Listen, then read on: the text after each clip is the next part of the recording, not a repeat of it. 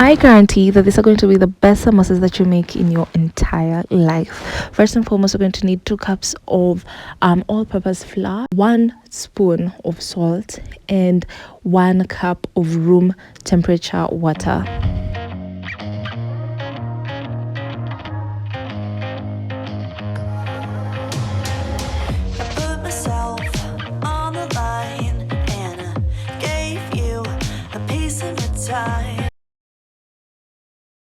So we're going to start kneading the flour, and you're going to adjust the amount of water that you put depending on how sticky or how unsticky your dough is.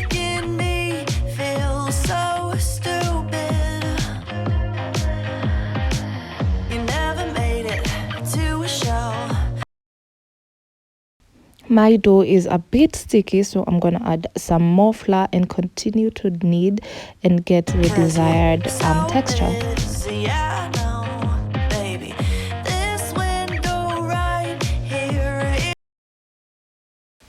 I'm dropping it heavily on my counter because I want to see how sticky it is, and I'm gonna continue kneading until it's soft.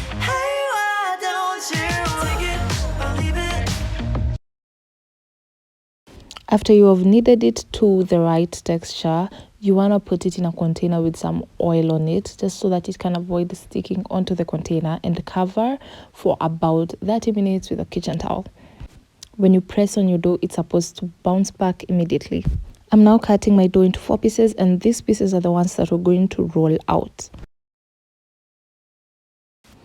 You're going to make little balls out of the 4 pieces that we cut out from our dough. And how you do this is you just fold it into itself and roll it out like a ball.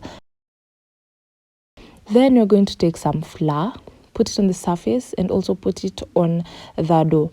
And then you're going to start rolling it the same way that you would chapatis.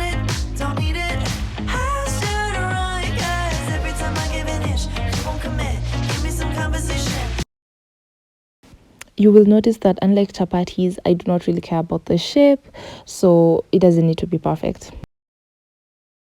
The next step is you want to put some oil on the surface, the top surface of the chapati rolls. Let's call them chapati rolls. And you want to stack them on top of each other and continue that routine. So some oil, stack one on top, some oil, stack one on top. Now we're going to roll again.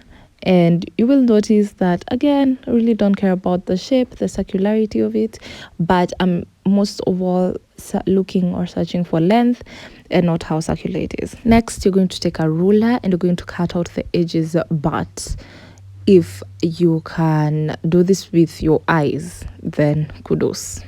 What I'm doing next is I measured 8 centimeter wide strips, and I'm cutting along the length of our chapati dough.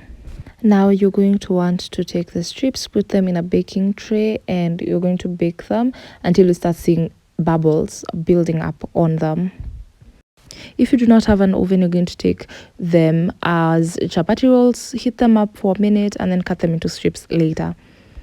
So we're not going to bake the other side, so I'm just going to put it in the oven again until I see bubbles build up on the other side of the sheets.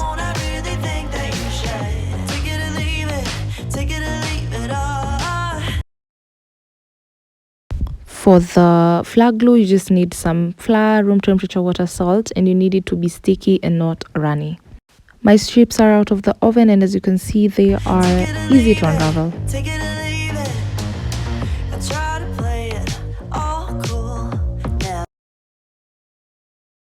Now to the folding part. Take one side, fold onto the edge of the strip, and continue to fold onto the adjusting edge, and it makes a perfect triangle.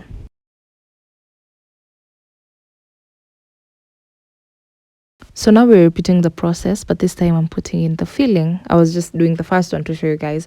Now my filling is pure ground beef, but you can do it with vegetables too. Mine just has onions, some herbs, and some tomatoes. Once you've put your filling into one of the pockets created by the folds, apply your flour glue and fold it onto itself. And there we have a perfect samosa made. Let's do it again for the people at the back. Take one side of your strip, fold it onto the edge of the strip, and continue to fold against the adjusting edge. Take your filling and put it into one of the folds or pockets created by the folds, and apply your flag glue and fold it onto itself continuously on the adjusting side as we go. And there we have a perfect samosa made.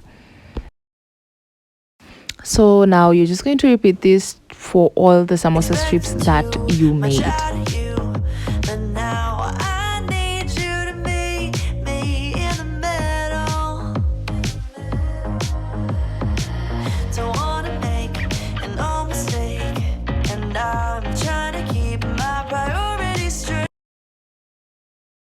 This is how mine came out.